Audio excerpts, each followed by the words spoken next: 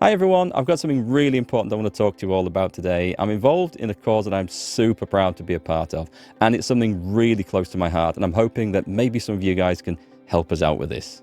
Myself and good friend Stephen White have volunteered to raise money to buy an ambulance or a 4x4 evacuation vehicle, and this autumn we're going to drive this to Ukraine to hand it over to its new operators, and it's going to be used to save lives on the front line. This has been put together by an organisation called Driving Ukraine. They've been doing this for a couple of years, looking for volunteers and helping raise money so they can buy emergency vehicles, and then we drive them off to Lviv in Ukraine, hand them over to the new operators where they receive their final modifications, and then they go and help save lives on the front line. I'll explain a little bit more about the vehicles and how these work in a moment. But as many of you know, I've been desperate to help Ukraine in some way since the big Russian invasion kicked off in 2022. I'm too old to go and volunteer and fight, and I've only got like the basic first aid skills that I got from helping with the British Red Cross years ago. They've got people much better situated in Ukraine and foreign volunteers to do these things than me. So when I heard about Driving Ukraine, I realized this is something I can do to help. I can get involved, I can give my time and some money and some effort, and it's something that I can make a difference with. I first heard about Driving Ukraine through an article on Sky News where they had some volunteers on who were talking about their experiences and how they'd raised money to buy an ambulance and go and do this. And as soon as I heard it, I thought, I can help with that. That is something I can actually do. This is going to be so important and so useful. They've also been featured on the BBC and in loads of other press, so do go and have a read up about them. They are an amazing bunch of folks. So how can you guys help? Well, obviously we're looking for donations. We've got to raise about £7,000 to get the vehicle bought, get it kitted out with its new modifications. For example, it needs big off-road tyres for the conditions it's going to be used in. There's other equipment needs buying for it as well. And then that's also going to pay for the fuel for us to drive it all the way to Ukraine. And then for its final modifications in the workshop there, like camouflage, spray paint and other things that they need to be used nearer the front line. If you can donate anything at all to the project, no matter how small, that would be absolutely amazing. But if you can't, then don't worry. You can also help by just sharing this video or sharing the links to our campaign page. Anything on any platform, Facebook, Twitter, Instagram, YouTube, wherever you can share it just to get the word out, that would be super useful.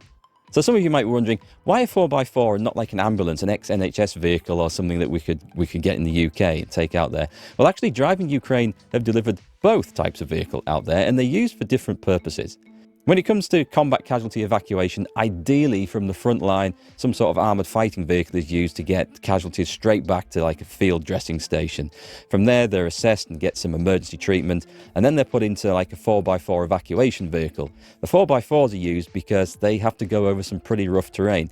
We're looking at roads that are maybe got shell damage and bomb damage, driving through muddy fields, forests, small tracks, places where our good old regular British ambulance that we know and love just couldn't go. So the 4x4s are used to get the casualties from there further back to get further treatment, and then they're transferred typically into what we know as an ambulance and taken off to hospital. So the 4x4s are also used for other purposes, like delivering medical supplies, evacuating civilians, and by bomb disposal teams getting equipment up there as well. And if you want to see exactly the sort of thing that the 4x4s have to deal with and go through, then I'd highly recommend you go and watch Hell Jumper on BBC iPlayer if you can. This was on last week. It's an amazing documentary about a guy from Britain called Chris Parry who volunteered to go and help. Now, he's did something much more dangerous than I'm going to do. I'm just going to Lviv to drop off the ambulance and then I'm coming back. He actually went into the combat areas, in the front lines, in these sort of vehicles to rescue trapped civilians, people who got caught up in the fighting, people who were stuck in basements and cellars. It's an awe-inspiring, although sad and tragic story, but I highly recommend you watch it. You'll get an idea of exactly why these vehicles are needed and the sort of plight that's going on in Ukraine at the moment. Chris's dad is also involved with Driving Ukraine, so you can see that this is like a really important cause. So we're going to raise money to buy this vehicle. We're going to get it modified in the UK. How are we going to get it to Ukraine? Well, the route that they've taken in the past is we set off from Oxford. We go via the Channel Tunnel, who very generously offered to take these vehicles for free. They go through freight as humanitarian aid, which is absolutely awesome. And then from there, we drive all the way through Belgium, through, looks like a bit of the Netherlands, Germany, all the way through Poland until we get to Lviv. The schedule is to make this journey in about 3 days, but obviously due to possible problems with traffic on the road, delays at ports and borders and things, issues with the vehicles themselves sometimes. It may take longer, but we will get it there. And then myself and Stephen will be jumping on the first train back after we've met the new operators and handed the vehicle over, and coming back through Poland and probably flying back. Now, I've set an interim goal of £5,000 to get this project started. Ideally, we'd like to raise about £7,000 because that'll fully fund everything that's needed for one of these vehicles and its kitting out. But if we can go above that, that's even better, because that allows Driving Ukraine to fund more projects, buy more equipment, and do all sorts of other awesome things to help Ukraine. As you can see, they have other projects on the go at the moment, funding ambulances and personal first aid kits to be used on the front line, all sorts of amazing things. So if you can spare anything to the cause, if you can donate anything, that'll be absolutely amazing. That'll be really appreciated. If you can't, don't worry. Please just do share this on all your social platforms. Get the word out.